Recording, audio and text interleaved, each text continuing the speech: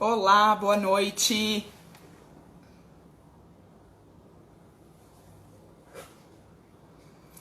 Boa noite para vocês. Boa noite, Josi. Boa noite, Carlos. Boa noite. Vou só esperar um pouquinho, esperar as pessoas entrarem.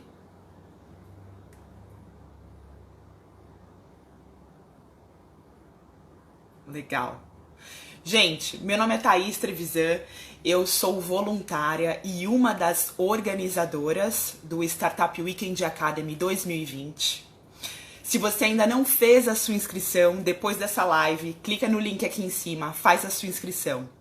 O Startup Weekend Academy vai ser o evento mais inovador e colaborativo que você vai ver para a vertical de educação esse ano. Eu realmente recomendo como organizadora e participante. Eu experimentei este evento ano passado, participei dele e posso assegurar para você, é muito bacana.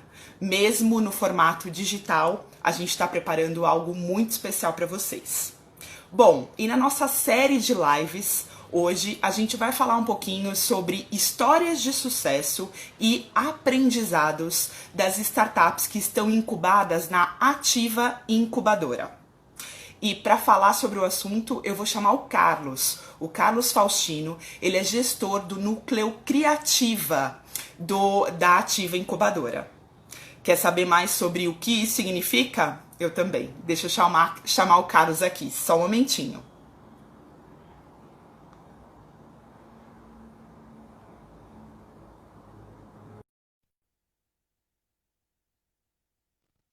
Boa noite, Natan! Que bom te ver aqui. Boa noite, Thaís. Boa noite, Carlos. Tudo bem? Tudo bem? Tá tudo certo com a minha imagem, com a minha voz? Consegue me ouvir tranquilamente? Tudo certinho. Vejo você e escuto você muito bem. Seja bem-vindo ao Startup Weekend Academy 2020. É um prazer ter você aqui com a gente. Nossa, é um prazer estar aqui. Eu sou um grande entusiasta do movimento que é o Startup Weekend. Inclusive, o Startup Weekend foi um dos motivos de eu ter ingressado justamente na área de empreendedorismo inovador, que foi quando eu estava na faculdade ainda, que surgiu a oportunidade de ir em um, e eu ingressei e foi um dos meus pontapés iniciais aí. Que bom, Carlos. E me conta um pouquinho, então, sobre a tua formação e como é fazer parte de uma incubadora de startups nesse ano que foi tão desafiador para todo mundo. Conta um pouquinho para mim. Então, eu sou formado em Ciências Contábeis, né? Me formei na UFMT, aqui na Universidade Federal do Mato Grosso, campus Rondonópolis. Agora a universidade está como UFR, Universidade Federal de Rondonópolis, eles conseguiram essa emancipação bem legal. Na época eu tive uma disciplina só de empreendedorismo e foi o suficiente para eu ficar chegado da área, foi o suficiente para eu querer conhecer mais. E aí eu queria fazer o meu TCC a respeito de startups. E eu tive essa pequena dificuldade que no meu curso de Ciências Contábeis, eu me formei em 2017, desenvolvi o meu TCC durante o ano de 2016, e assim, eu acho que metade dos professores não conheciam que eram startups, assim, porque o curso de contábeis ele é bastante tradicional, de empresa tradicional e tudo mais. Aí chegou meio que um doido querendo falar de startups. Eu acho que eles ficavam lá na sala de reunião dos professores pensando, pô, mas como é que a gente vai montar a banca desse menino aí agora? Quem que vai avaliar isso daí? É, eu basicamente dei um tiro no escuro na época que eu fui fazer o meu TCC. Eu fiz uma análise aqui do município a respeito do ecossistema empreendedor mesmo. Como é que estavam as variáveis para estruturação, criação, perpetuação, prospecção de startups, né? Na época eu conhecia pouco de startups, eu achava que eu conhecia na realidade, né? Depois a gente consegue ver que vai muito além do que a gente imagina que seja se a gente não conhece a fundo. Inclusive, durante a minha graduação que eu fui no Startup Weekend, que deu uma acelerada na minha paixão aí por todo esse movimento. E eu falo que foi um tiro no escuro porque foi um tiro muito acertado, assim. eu não tinha noção da importância que ia ter para mim depois conhecer um ecossistema de empreendedorismo, de inovação, conhecer os atores que compõem um ecossistema desse para minha atuação futura, que hoje eu atuo numa incubadora de empresas, então, e a gente trabalha muito com empreendedorismo inovador. E quando você se vê um agente da inovação, você consegue perceber que você nunca está sozinho, que você depende de muitas coisas, muitas variáveis. Inclusive, eu estava dando uma curiada aí na equipe do SW, achei muito curioso que o facilitador, o Dilo Júnior, ele tem uma foto com um dos teóricos mais importantes assim, da área de mapeamento de ecossistema de inovação, que é o cara que criou a teoria da tríplice hélice, né, que é aquela teoria que fala que a inovação depende de vários fatores, depende da universidade, dos empreendedores e um pouco de fomento do governo também, né? E assim, enquanto nós... O ecossistema é extremamente importante, né? Isso. A Ativa Incubadora é uma incubadora ligada ao Instituto Federal. Aqui a gente é o IFMT, aí vocês devem conhecer o IFSP, né?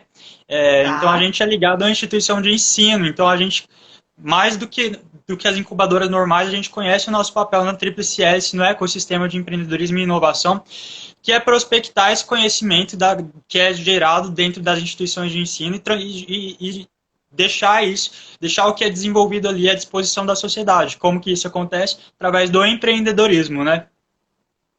Não, muito bacana, e muito bacana a sua fala. Primeiro, realmente, ciências contábeis é algo extremamente tradicional. Você deve ter movimentado os muros da faculdade quando você trouxe o assunto das startups. E interessante a sua fala quando você fala sobre a experiência de participar do Startup Weekend. Eu também compartilho contigo dessa visão. É como se o mundo completamente diferente se abrisse à nossa frente e a gente fala, caramba, existe uma forma diferente de trabalhar, existe uma forma diferente de fazer as coisas acontecerem, existe uma forma diferente de conectar as pessoas. E é só participando do Startup Weekend para realmente entender o que a gente está falando, né? Porque a gente contando assim fica um pouco distante. Não. Sempre que eu tenho a oportunidade, eu pego o pessoal que desenvolve projetos na incubadora, mesmo que eles já estejam estudando essas áreas, e mando eles para um Startup Weekend, não só pelo conhecimento, mas também pelo networking, o acesso aos mentores, né, o acesso às pessoas que estão por trás do evento. Acho que isso é um bônus a mais, coloquemos assim. Além de todo o conhecimento que você tem desenvolvendo ali o seu projeto durante esse final de semana, o acesso às pessoas é maravilhoso, porque você consegue uns canais, você consegue se ligar com gente muito bacana que contribui demais para a sua rede aí. É isso mesmo, é isso mesmo. As pessoas que eu conheci o ano passado fazem parte da minha vida até hoje e me ajudam em projetos completamente distintos até hoje. E, Carlos, me conta um pouquinho. Eu vi que a Ativa Incubadora abriu um edital no começo do ano para fomento das startups. Como que funciona isso? Quais foram os critérios? Conta um pouquinho dessa dinâmica. Então, acho que é importante começar um pouquinho conceituando a Ativa Incubadora, né? A Ativa Incubadora, ela é uma incubadora que atua por todo o estado de Mato Grosso. E a gente consegue abrir nossos núcleos nas cidades que têm campus do IFMT. Então, eu sou gestor do campus do núcleo que funciona aqui ligado ao campus de Rondonópolis, né? Que é a segunda maior cidade aqui do estado de Mato Grosso. Então, a gente tem certa autonomia para gerir os nossos núcleos, mas a gente está ligado também à gerência executiva que fica lá na reitoria, que é na capital, em Cuiabá. A Ativa Incubadora, por ela ser uma incubadora ligada ao Instituto Federal, a gente trabalha mais ou menos, acho que dá para resumir em 2 fluxos.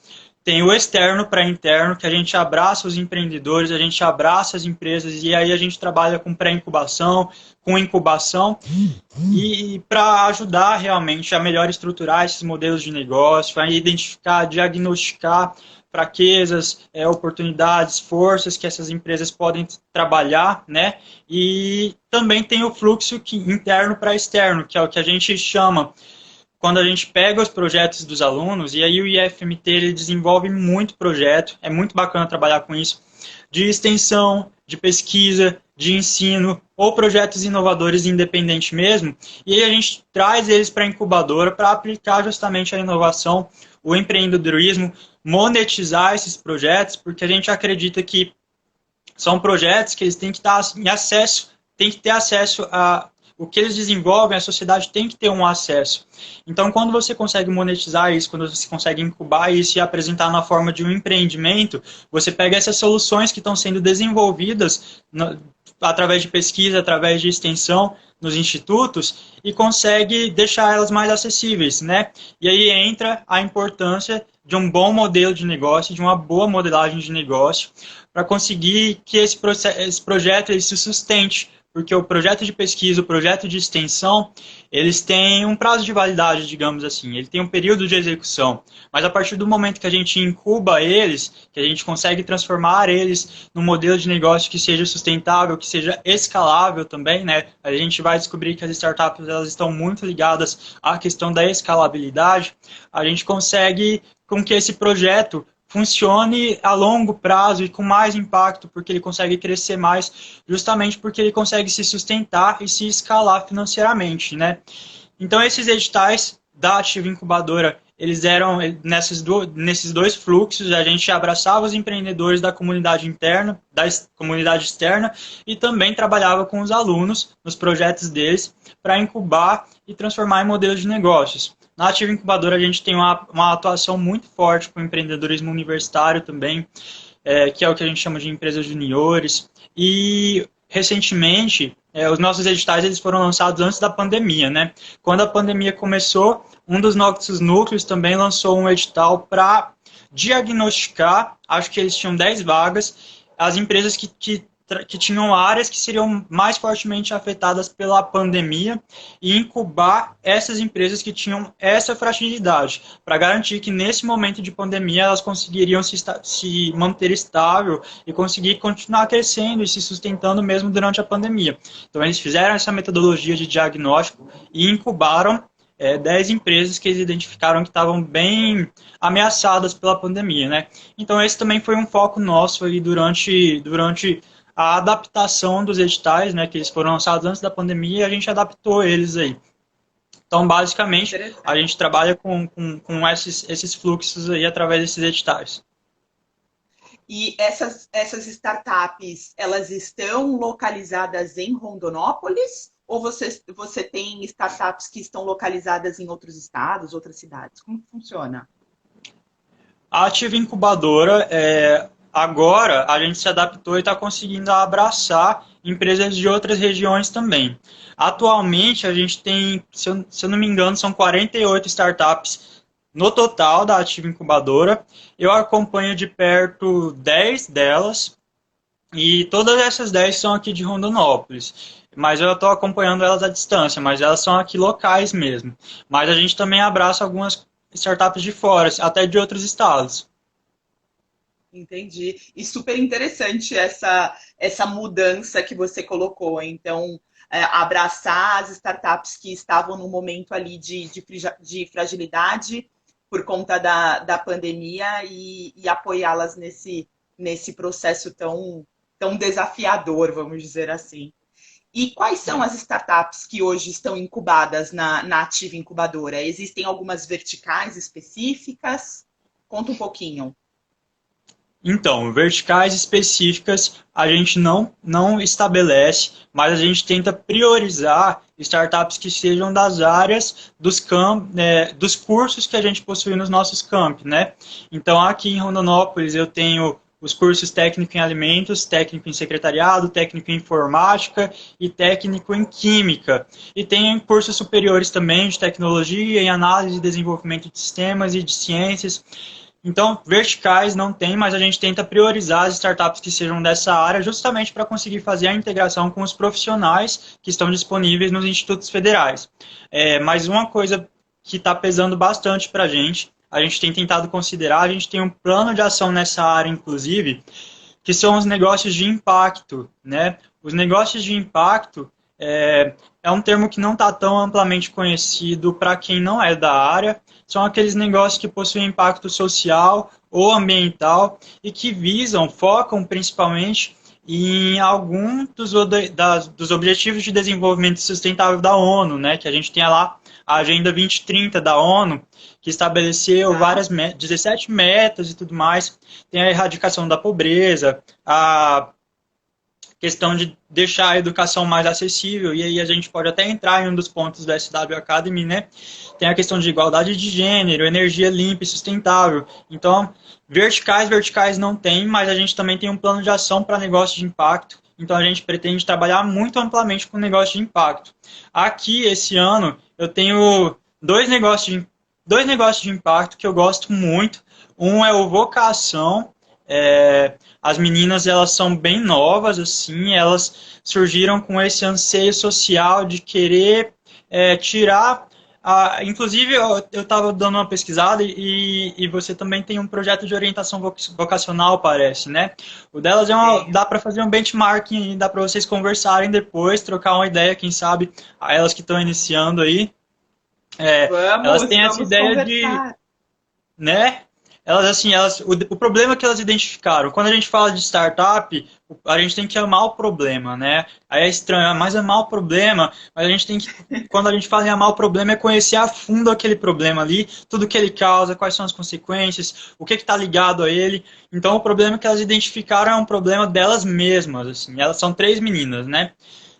Que essa questão de escolha da carreira, às vezes você erra o seu curso, você acha que a sua vida acabou e tudo mais, ou então uma pressa, eu perdi 2 anos da minha vida. Elas identificaram que muitas pessoas estavam ansiosas, estavam tristes, estavam se considerando perdidas por conta de uma escolha errada de carreira e tudo mais. Esse foi o problema que elas identificaram. E a partir desse problema, eu identifiquei então, mas então vocês vão ser um negócio que tem impacto social muito legal, porque o impacto social, ele justamente é uma coisa muito interessante de se trabalhar, porque quando você resolve resolver um problema de alguém, quando você resolve trabalhar para resolver o problema de uma pessoa, acho que isso acaba perdendo uma mensuração, né? Porque se você ajudar a vida de uma pessoa, não tem como medir isso, já é o máximo, já é sensacional. Então, mas é muito importante ter em mente também que você precisa lucrar com isso. Porque a partir as pessoas falam, mas eu quero ajudar pessoas, mas eu vou visar o lucro. Elas entram um pouco ressabiadas com isso, né? Mas aí vai na questão da mentalidade também, que a partir do momento que você consegue lucrar com isso, que você consegue buscar meios de se sustentar, você consegue ajudar mais pessoas, né? Você consegue crescer mais. Então, esse impacto social que você está querendo gerar, essa ajuda que você está querendo gerar, vai acabar atingindo mais pessoas. Então, aí que entra a importância de estabelecer bons métodos de captação de receita, de diminuição de custos. E aí, para essa questão, as startups são ótimas de se trabalhar, justamente pela questão da escalabilidade, né? Que quando a gente fala em startup, a gente fala em um custo mais estável, enquanto os nossos usuários crescem, diferentemente de uma padaria, de alguma coisa que precisa oferecer serviços ou oferecer produtos que você precisa de estoque. Então, quando você tem mais clientes, você tem mais gastos, as startups elas entram com essa proposta muito interessante de se manter estável ou variar pouco os seus custos de acordo com os clientes que você vai conquistando, né? Então, já é uma misturar impacto social com a proposta das startups é uma receita perfeita para você conseguir mudar a vida de várias pessoas através da solução que você está querendo propor, né? É E verdade. uma outra startup que eu gosto muito, que eu estou trabalhando É. aqui, só que essa não é o desenvolvimento de um protótipo físico que tem impacto ambiental, né? O menino, ele quer chamar a startup dele ele quer fazer uma homenagem ao Hawking, o Stephen Hawking, que ele é muito fã, então ele ainda não estabeleceu o Tá. nome para a marca dele, né? Inicialmente a gente sempre tenta construir na cabeça deles que eles são uma marca. Então ele ainda não estabeleceu muito bem esse critério aí para ele, mas ele quer desenvolver projetos de automação elétrica justamente para otimizar o uso da energia elétrica nos prédios em amplos espaços e tornar esses custos para a empresa mais reduzidos a partir da otimização de energia elétrica mesmo. E isso acaba tendo um potencial de impacto ambiental, né, ao passo que vai diminuir o que a gente chama de desperdício da energia elétrica também. Então, eu estou abraçando com muito carinho essas duas startups aí no meu núcleo, justamente por conta dessas propostas de impacto social e ambiental delas, mas existem várias outras propostas muito legais sendo trabalhadas ali.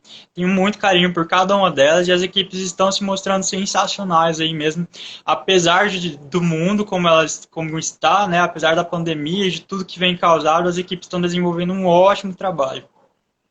Perfeito. Olha, você falando dos dois projetos, eu também já me apaixonei por esses dois, tá? Estou aqui também, me coloco à disposição para ajudá-los. Primeiro, por conta do projeto, realmente é interessante você falar sobre a questão de impacto social e educação. A gente percebeu isso também, e a gente percebeu que hoje cerca de 70% dos estudantes ainda fazem uma escolha para a faculdade baseada na indicação dos pais. E aí acontece o que você colocou. Então, eles acabam dedicando tempo a uma carreira, a uma vida profissional que não tem a ver com eles. E aí ficam perdidos, ficam decepcionados e tem mesmo toda essa problemática que você colocou. Então, me coloco à disposição. E com relação ao segundo projeto que você colocou de impacto ambiental, eu hoje também trabalho numa empresa, na Schneider Electric, que trabalha com automação. Então, posso ajudá-los também nesse sentido. E é interessante o que você trouxe. Eu acredito que ele tenha estudos também a respeito disso. Eu não sei se todo mundo sabe, mas existe uma data chamada de da sobrecarga do planeta. Esse dia da sobrecarga do planeta, ele aconteceu no dia 22 de agosto. E isso significa que no dia 22 de agosto a gente utilizou todos os recursos que o planeta Terra produz em um ano.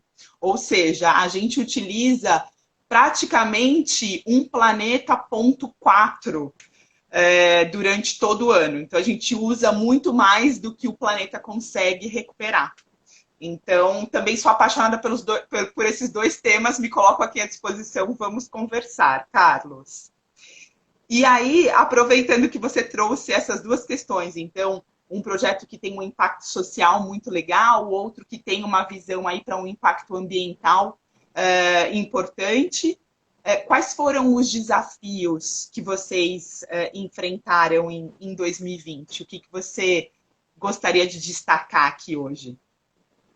Olha, eu acho que o principal desafio foi a motivação das pessoas que se inscreveram, das pessoas que foram aprovadas para desenvolver seus projetos, assim. Quando chegou a pandemia e a gente começou a ver o noticiário e começou a ter algumas coisas cerceadas, né? A nossa roda social, a nossa rotina, toda afetada, muita gente perdeu um pouco da motivação, assim, perdeu um pouco do ritmo. Então, eu acho que esse foi o primeiro baque que a gente levou, assim, a motivação deles mesmos. E assim, a gente trabalha na incubadora, eu sou um entusiasta do design thinking, né? Então, eu sempre aplico design thinking em todos os projetos ali. E agora eu precisei aplicar o design thinking com eles, assim. Eu precisei, principalmente nessa parte da empatia, uma coisa que eu fiz no meu projeto ali, eu rasguei o cronograma. Cada equipe eu comecei a identificar que cada um tem um ritmo, que cada um foi afetado de um jeito diferente pela pandemia, em suas questões de motivação, em suas questões de respostas aos que a gente estava propondo. Então, eu adaptei aí para o ritmo de cada equipe e realmente olhei para cada um deles e comecei a tentar ver quais são os níveis de pressão, que enquanto incubadora a gente tem que pressionar os negócios para eles irem se estruturando, né? Mas quando a gente chegou aí com a pandemia e com todas essas propostas de dificuldade que a gente ia ter, eu comecei a identificar que para eles, assim, cada um estava num ritmo diferente que era preciso trabalhar separadamente com eles. Então, uma outra coisa que eu coloco aí, além dessa primeira etapa do design thinking bem forte, que é o que a gente chama de empatia, né, empatizar com o nosso público, é a questão da adaptabilidade. Assim, a gente pegou o nosso programa, a gente adaptou não só para o meio online, mas a gente adaptou para o ritmo de cada um deles. Os planos que a gente fazia a longo prazo, a gente tentou não olhar tanto para eles, começou a tentar desenvolver metas mais a curto prazo aí, e essas metas a curto prazo acabaram funcionando bem. A gente não tem noção de como que vai estar daqui a alguns meses, né?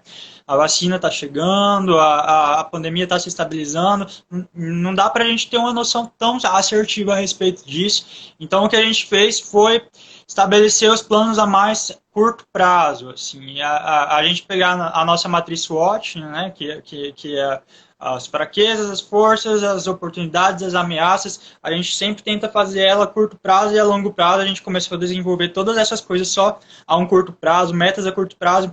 E isso é interessante porque isso foi motivando eles conforme eles iam atingindo essas metas, foram verificando as coisas que eles estavam conseguindo fazer. A primeira etapa, né, a gente tem algumas etapas aí, mas a gente sempre tenta fazer uma primeira etapa com uma pesquisa de mercado e a gente já abraça a validação também, que é uma das coisas que é trabalhado no Startup Weekend, né? E a gente tentou não dar esse choque tão profundo neles. E quando a gente fala de validação, algumas pessoas acham bem tenebroso, né? O pessoal tem um ditadozinho que fala: a validação vai comer a sua ideia no café da manhã, assim. Isso, e o medo de realmente voltar para trás. Exatamente, não é uma etapa fácil de suprir assim, né? Então, quando a gente passou pela validação, eles já ficaram mais animadinhos, foram começando a entender as necessidades do público-alvo deles e tudo mais. Então, o começo foi difícil, no começo a gente teve essas questões de se adaptar, de entender o ritmo de cada um deles, mas conforme eles foram conquistando essas metas a curto prazo, eles foram se sentindo mais motivados, assim, né? Mas a questão do cronograma foi uma coisa que eu deixei bem de lado, fui estabelecendo os meus prazos de acordo com o nível de cada equipe mesmo. E eu adorei essa sua fala, rasguei o cronograma. Então, é realmente o aprender a desaprender na prática. Tem algumas coisas que a gente precisou desaprender mesmo. Adorei sua fala, rasguei o cronograma. A gente fala tanto para as empresas que eles têm que se adaptar, né, que eles têm que ser adaptáveis, então a gente precisou se adaptar também. E foi um processo muito rápido, foi um processo muito repentino, assim, mas está funcionando, tem funcionado. Principalmente porque quando a gente trabalha com empreendedorismo e inovação, a gente meio que abraça a inovação muito rápido, a gente começa a entender a inovação de uma forma mais assertiva, né? E todos os processos que tem a ver com inovação. Então, a gente acredita que a gente sofreu menos do que modelos de negócios mais tradicionais e projetos mais tradicionais também. Bacana. E se você pensar assim, em algumas histórias de sucesso, além dessa parte que eu adorei, do rasgar o cronograma, além da história de sucesso de rasgar o cronograma, tem alguma outra história de sucesso que você possa compartilhar com a gente?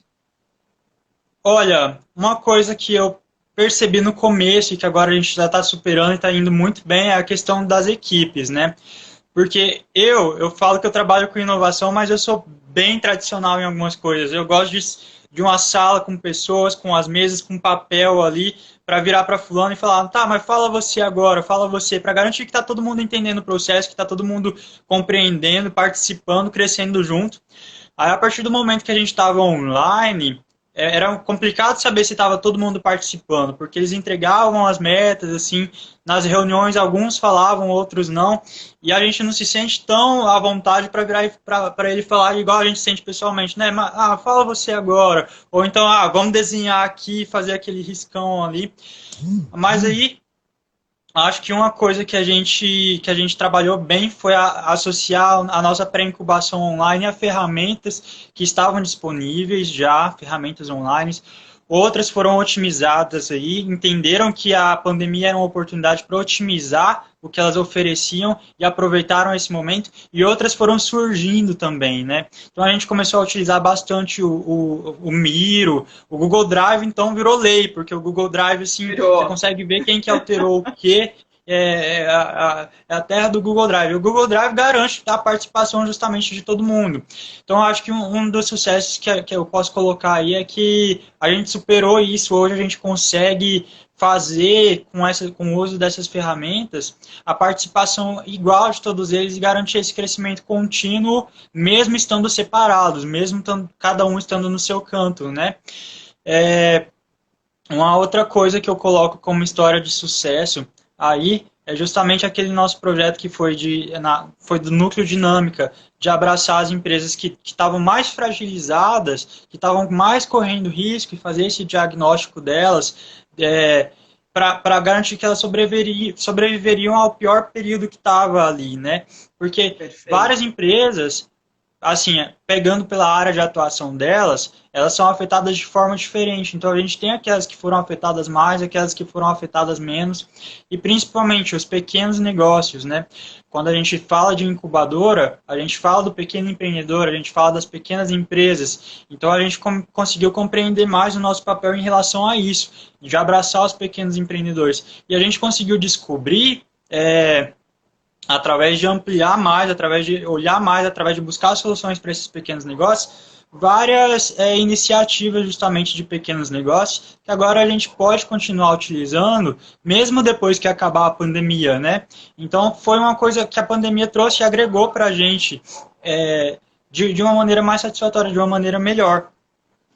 Então, assim, a pandemia é terrível, né? Não tem como falar que ela tem um lado bom, digamos assim, mas ela traz pra gente vários aprendizados, várias coisas boas que a gente pode carregar daí pra frente. Ah, uma coisa muito, muito, muito legal que isso acabou gerando pra gente é justamente, por exemplo, essa nossa interação aqui agora, que a gente percebia que os ecossistemas de empreendedorismo e de inovação eles focavam no regional e eles tinham seus motivos de focar no regional, que realmente você busca parceiros que estão mais próximos a você.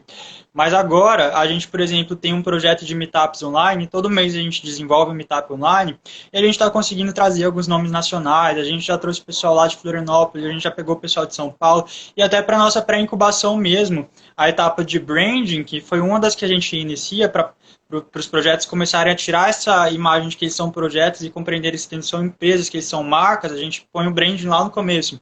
A gente trouxe a Pip Seger, que é aí de São Paulo, inclusive. Então, assim, uma coisa muito, um aprendizado legal que a pandemia trouxe pra gente foi justamente de olhar além, de tentar abrir de pegar isso que antes não estava disponível, que antes a gente não mentalizava de uma maneira tão forte e trazer para o nosso cotidiano, que é tentar abraçar essas iniciativas a nível nacional, que todo mundo começou a ficar mais suscetível a isso, começou a ficar mais aberto a isso. Então, aproveitar o que isso trazia para a gente também.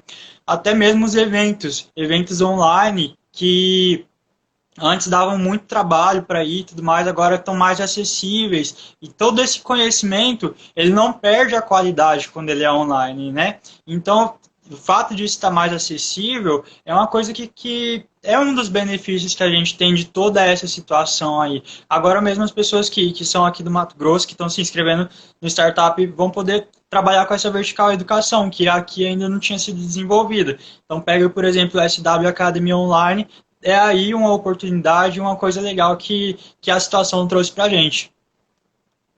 É verdade, é verdade. Aliás, vamos aproveitar então aqui a oportunidade e convidar todo mundo de Rondonópolis para fazer parte do Startup Weekend Academy 2020.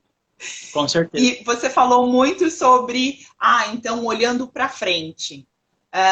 Aproveitando essa tua fala, olhando para frente, quais são as tendências que você vê para 2021 ou até alguma outra tendência que você veja mais a longo prazo? Ainda considerando que eu entendi a sua colocação e foi perfeita, que o foco foi muito mais no curto prazo do que no longo prazo, tendo em vista um cenário cada vez mais incerto.